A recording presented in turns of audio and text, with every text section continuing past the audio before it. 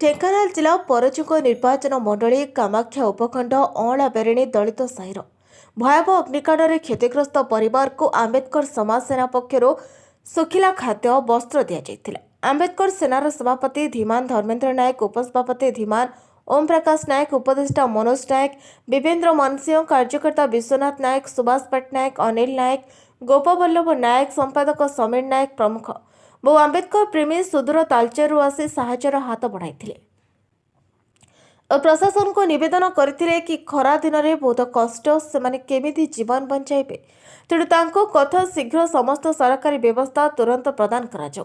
आपनको परिचय मु मनोज कुमार नायक, उत्कल आंबेडकर समाज सेनार उपदेष्टा तालचेर। आमे बहुजन मीडिया माध्यम खबर पाइलु जे आमर परजंग निर्वाचन मंडली रे अँला बेरेणी पंचायत अँला बेरेणी ग्राम आमर दलित समाज किछि भाई मानकर घर निआरे पड़ी जाइछि। से खबर पाई आज आमे आमर संगठन तरफ किछि सहयोग साहाय्य करिवार को नहीं आज आमे एठी पहुँचीचु। आसिकी एठी आमर से घर पड़ जाइथिबा भाई भणी मान पाखे पहुँची तांको सुख दुखर ठिया होइचु।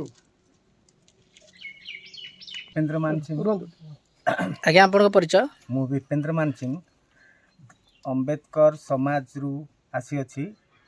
आमे सरकार ठारे दाबी उपस्थापन करूछु कि आम लोकंकर जो घर पड़ जाइछि ताकर थैथान यथाशीघ्र करा जाऊ एवं तांकु सरकार तरफ जो राशि दिया जाउछि 98,000 टंका सेटा यथाशीघ्र दिया जाऊ।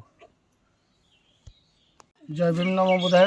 मो धीमान धर्मेन्द्र नायक, उत्कल आंबेडकर समाज सेनार सभापति। तो बहुजन मीडिया रो खबर देखी जी देखी एठिकी पहुँचला हृदय विदारक ताठू अधिका आम दलित समाजकर क्षयक्षति होती। तो मो सरकार को पाखे निवेदन करी से यथाशीघ्र ये जो गरम दिन में जी टेम्परेचर होची ताकू सही होनी यथाशीघ्र सरकार सुविधा करेंगे। आम तरफ जहाँ समाज सेवा करिवार सुविधा आम भाई मान पाखे आमर अच्छी आम से करने को चेष्टा करुचु। तो एति कही कामाख्या नगर अनिल कुमार नायक रिपोर्ट बहुजन मीडिया।